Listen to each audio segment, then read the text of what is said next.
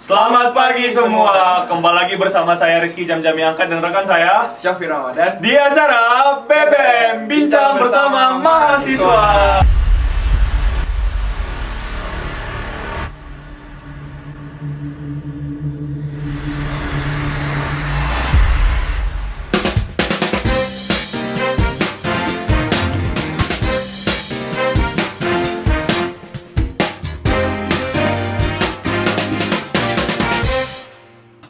Gimana nih kabar Selfie pada pagi hari ini nih, Syaf? Semangat kah? Atau lemes kah? Atau bergembira kah? Baik, alhamdulillah. Semangat terus. Alhamdulillah sangat semangat pada hari ini. Pada kami gimana? Kalau dari aku sendiri sih sangat membara sih, karena tema yang kita bawakan pada pagi hari ini sangat oke banget kalau menurut dari aku.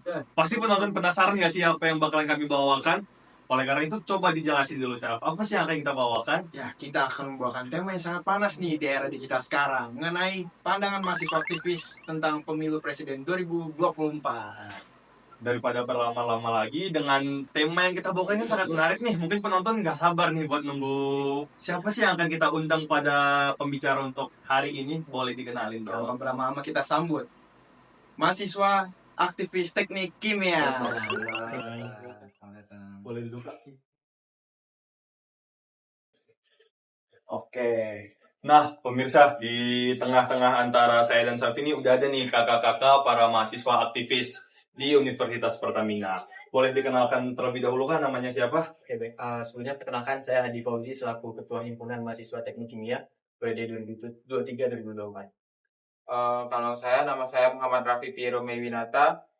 Jabatan saya sekarang Wakil Ketua Himpunan Mahasiswa Teknik Kimia. Nah, gimana penonton? Sangat menarik bukan para pembicara yang akan berbincang-berbincang dengan saya dan Safi pada pagi hari ini. Keren banget nih kita bisa menghadirkan dua mahasiswa aktivis dari Prodi Teknik Kimia. Oke, tanpa berlama-lama kita langsung aja sih masuk ke topik pembicaraan terpanas kita. Boleh kita masuk nih, Kak. Kita bawa santai aja, kita bicara dengan enjoy-enjoy. Nah, mungkin Safi nih yang mau pertama kali kepo nih.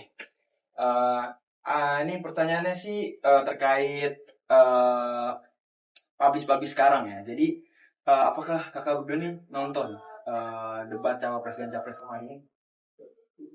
Kalau saya sendiri sih nonton ya. Kalau sih nonton cuman nggak sampai full, cuman ada beberapa part yang Oke, jadi saya mau nanya sebenarnya apa sih pendapat kakak-kakak nih mengenai debat yang telah berlangsung kemarin? Kalau menurut saya debat sampai saat ini sangat menarik. Cuma ada beberapa kekurangan yang menurut saya pada debat kemarin malam, yaitu kurangnya menyanggah dari segi visi misi. Kebanyakan menyerangnya secara personal. Seperti kita tahu sendiri Bapak Prabowo Subianto itu adalah seorang Menteri Pertahanan, dan itu mereka pasti semua menyerang ke Pak Prabowo karena ini tema debatnya juga tentang pertahanan. Kalau dari kakak gimana nih pandangan kakak tentang debat yang mungkin hampir mirip, cuman yang jadi fokus saya sih dari debat pertama sampai debat ketiga ini esensi debatnya nggak dapat. Mungkin karena ini debat yang Pilpres tahun ini mungkin lebih nggak ada gagasan terkait visi misi bagaimana cara dia buat menjadi presiden gitu. Cuman lebih ke bagaimana cara dia buat nilai antar personal dari tiap-tiap pasangan calon presiden gitu. Oke, penonton sangat menarik bukan jawaban-jawaban yang telah diberikan Kahim dan Wakahim barusan. Nah, sebenarnya saya ingin nanya nih Kak tentang garis bawahi tentang jawaban kakak tadi tentang visi dan misi. Karena dalam ajang Pilpres itu visi dan misi itu merupakan hal yang paling ditunggu-tunggu bagi kita masyarakat, terutama bagi kita mahasiswa, seorang mahasiswa. Nah, yang ingin saya tanyakan itu Kak, apa sih Kak sebenarnya visi misi yang ingin didengar oleh mahasiswa-mahasiswa, terutama aktivis-aktivis kampus dari masing-masing pasangan presiden dan wakil presiden? Mungkin visi misi yang perlu saya soroti berarti dari pasangan calon yang paling ini sih pengembangan sistem pembelajaran di Indonesia gitu, khususnya di perguruan tinggi, karena menurut saya sistem pendidikan perguruan tinggi di Indonesia nggak semuanya rata. Mungkin di beberapa daerah terpelosok, mungkin bisa dibilang kayak daerah Indonesia bagian timur, itu hanya fasilitas pendidikannya masih bisa dibilang sangat kurang, mungkin dari segi tenaga pengajar atau tenaga apa gitu, dibandingkan dengan kita yang berada di pusat ibu kota gitu. Jadi harapan saya sih mungkin pasangan calon presiden nanti kedepannya bisa memeratakan sistem pendidikan di Indonesia, biar nanti kalau seandainya kita semua maju buat kalau seandainya kita ketemu dengan teman-teman kita dari wilayah timur maupun paling barat, bisa satu pikiran karena adanya kesetaraan dari segi pendidikan. Nah, kalau dari kakak sendiri nih, apa sih visi misi yang ditonjolkan dari seorang calon presiden? Kalau dari sudut pandang saya, visi misi yang harus ditonjolkan oleh calon presiden dan wakil presiden adalah Indonesia ini dalam beberapa tahun ke depan akan dibawa kemana. Karena ketika kita melihat visi misinya itu, kita tahu arah kita ke depannya kemana. Kita mau memulai dari nol lagi, yang dengan tema perubahan, atau Indonesia Maju yang melanjutkan program yang sekarang dan akan diteruskan sampai pada fase tahun 2045 yaitu Indonesia Emas. Oke, jadi sebenarnya ini visi misinya itu bisa jadi masukan ya untuk para calon presiden yang dimana bisa menjadi pandangan yang sangat baik untuk direalisasikan nanti untuk masyarakat tentunya. Jadi saya mau nanya lagi nih, apa aja sih faktor yang jadi pertimbangan kalian nih dalam menentukan hak suara masing-masing calon presiden? Faktor-faktor yang jadi pertimbangan itu apa? Kalau faktor-faktor ya seperti kita lihat track record dia yang pertama, terus faktor lain mungkin kepentingan dia sebagai mencalonkan diri, ada siapa saja yang di balik mereka, terus tujuan dia mencalonkan diri itu apa, ya, terus visi misi itu juga sih. Itu sih kalau dari saya. Kalau dari Kak Fauzi gimana nih Kalau Kak saya tanggapannya? sih mungkin hampir mirip juga dengan Vero, cuman ada tambahan dikit bagian namanya berpolitik dan berkampanye, pasti pasangan calon presiden mempunyai janji-janji politik. Mungkin cobalah kita sebagai mahasiswa buat berpikir realistis bagaimana janji-janji politik itu bisa direalisasikan gak kalau seandainya dia kepilih gitu. Mungkin jangan hanya kita kemakan dengan janji-janji politik doang, mungkin kita bisa pikirkan lebih kritis lagi terkait si janji politik dari pasangan calon presiden ini. Berarti kalau misalnya nih saya sedikit ngutip dari kata Kak Raffi tentang di belakang mereka. Nah, kalimat di belakang mereka itu kan Kak termasuk konsep tentang partai-partai yang mereka usung. Siapa yang diusung dari partai-partai tersebut. Nah, pertanyaannya Kak, menurut Kakak apakah mereka 3 calon ini merupakan calon terbaik yang diusung oleh partai-partai yang berada di belakang mereka? Ketika calon ini pastinya itu 3 kandidat yang terbaik menurut dari partai-partai politik tersebut. Dari PTI dia mengeluarkan Paslon nomor 3, paslon nomor 3 Pak Ganjar itu juga terbaik. Dari Partai Gerindra mengusung ketuanya sendiri itu Pak Prabowo. Terus dari Partai Nasdem dia mempercayai Pak Anies sebagai dulu dia pernah menjadi gubernur di Jakarta. Kalau dari pandangan Kakak gimana? Sama, mungkin iya. Yang mencalonkan diri itu salah satunya kader-kader terbaik dari partai politik pengusungnya itu. Makanya para partai politik pengusungnya itu ingin memajukan kader-kader terbaiknya untuk memimpin negara ini. Sangat menarik jawabannya Togi. Saya mau menanyakan tentang gimmick-gimmick yang telah dilakukan oleh para calon presiden nih. Gimmick-gimmick sangat banyak soalnya. Masing-masing ini punya ciri khas sendiri ya, punya keunikan sendiri. Ada yang selipet sarung, ada yang joget, betul sekali. Ada juga yang siapa satu lagi? Punten. Itu gimmick yang paling. Nah itu gimana sih tanggapan kalian? Apakah itu gimmicknya bisa membawa suara anak muda, menaikkan reputasi mereka di kalangan kita sebagai anak muda? Apakah bisa jadi branding image yang bagus untuk mereka atau gimana? Menurut kalian? Kalau menurut dari saya, jumlah pemilih yang ada di Indonesia ini kan banyak sekali ya.